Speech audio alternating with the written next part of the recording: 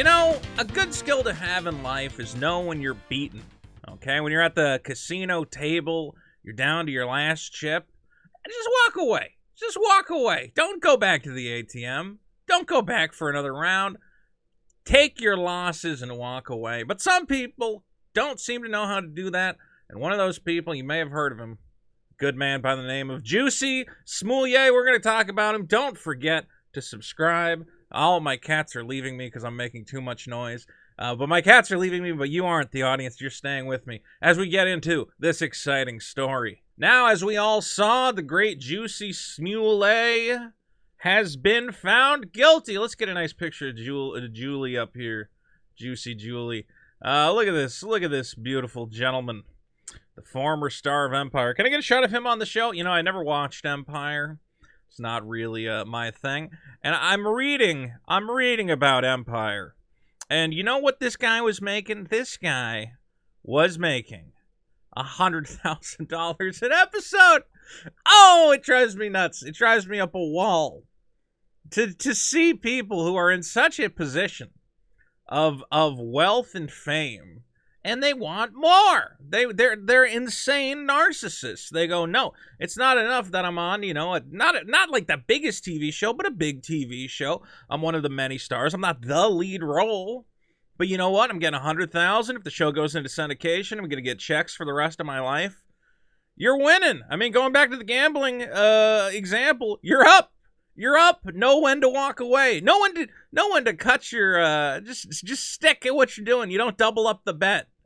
You don't go, I'm on a hot streak, it's time to keep running, because that's when you run into what Jussie here did, and you fake a hate crime. Maybe this metaphor doesn't make that much sense. I don't know how often you do that at a poker table, but maybe you could fake a hate crime at the poker table, see what happens. Point is, Jussie has been found guilty of disorderly conduct, 6 counts of lying to the Chicago Police Department.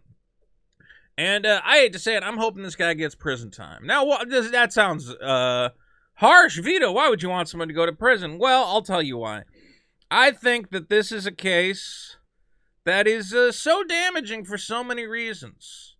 We need to set an example that you can't invent. I hate when people invent fake information, fake stories, fake crimes, to try and push a certain narrative. And the narrative here is a complex one. I'm not a MAGA guy, right? I'm not a Trump guy. I don't have a red hat or whatever else.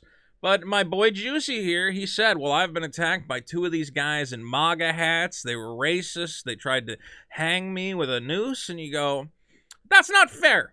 That's not fair. Whatever criticisms you have of Trump, fair enough. You can talk about how, you know, what you think of that man all you want, but you can't say his supporters tried to kill you. That's unreasonable. That's fake information, and that makes it very hard for us who are trying to have, you know, reasonable discussions about politics and, you know, our take on the world. You know, it gets very confusing when you go, well, this guy's supporters are out here trying to hang black people. You go, well, is that true? You need true information to come to a correct, you know, understanding of the facts. And I don't think Trump supporters deserve to be told that their candidate is out here getting people killed. As much as I don't, you know, love Trump, I think that what Jussie did is unreasonable.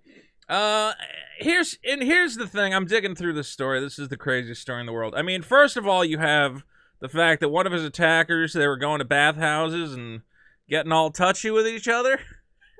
At that point, when it comes out that your supposed MAGA hat attacker was, you know, stroking you off at Big Al's fantastic day spa, that's when you go, all right, I lost. Guys, you got me. I give it up. I don't know why he kept going from there, but he kept going. And again, this was his lawyer saying that his attacker was in a relationship with him. As people are saying, were they trying to confuse the jury? Were they trying to say this was a homophobic attack? But if so, why didn't he say, oh, the guy who attacked me, I know who he is, he's this guy? No, he claimed he didn't know who attacked him. So it's very bizarre. And the cops are saying, let's take a look at the video real quick. We're going to watch it without the sound on. Remember, so they show up at his apartment, okay? They go in. He's still wearing the noose. Like, see this? I guess you can make the argument, well, I didn't want to tamper with the evidence, but I don't know, if two guys come at me in a alleyway and throw a noose around my neck, I'm gonna go, well, get this off of me. I'm not gonna wear it for the cops. I'll show it to them. Take a picture of yourself wearing it, and then take it off.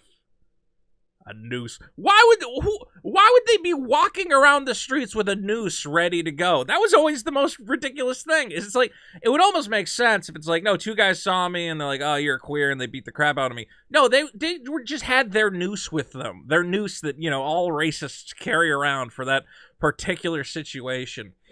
What I find funny is the police say, you know how we knew this? We knew how we knew this guy was lying? The Subway sandwich. The Subway sandwich. The former superintendent of the police is saying, listen, man, he went out at 2 a.m. to get a sandwich, which first of all is ridiculous. Second of all, I mean, how much did you want that sandwich if he says they poured bleach on him, threw a noose around him, and then after all that, you don't take off running down the street in fear, you wait for him to leave, and then you pick your Subway sandwich up and you bring it home? And they said, we took a look at the sandwich, that sandwich was untouched. There's no way.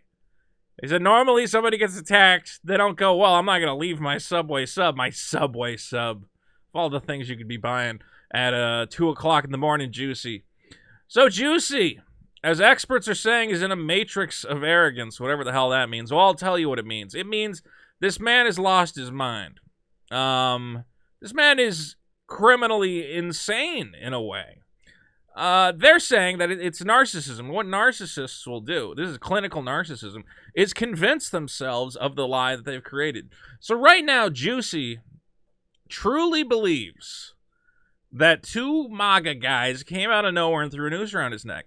It's like in his mind, he's invented this entire elaborate fake scenario, and he believes it wholeheartedly. And when you point out one of them, you go, well, didn't that guy jerk you off in a bathhouse? He goes, no, I don't know that guy. That guy's one of the MAGA guys. He's living in a fantasy. And unfortunately, his lawyers are going to indulge his fantasy. I mean, why wouldn't they? Crazy guy with a bunch of money tells you he wants to keep paying your bills. Yeah, so lawyers are going to appeal. They are going to appeal the verdict. We will see. The defense vows to appeal. This is insane. This is insanity. This whole thing is pure insanity.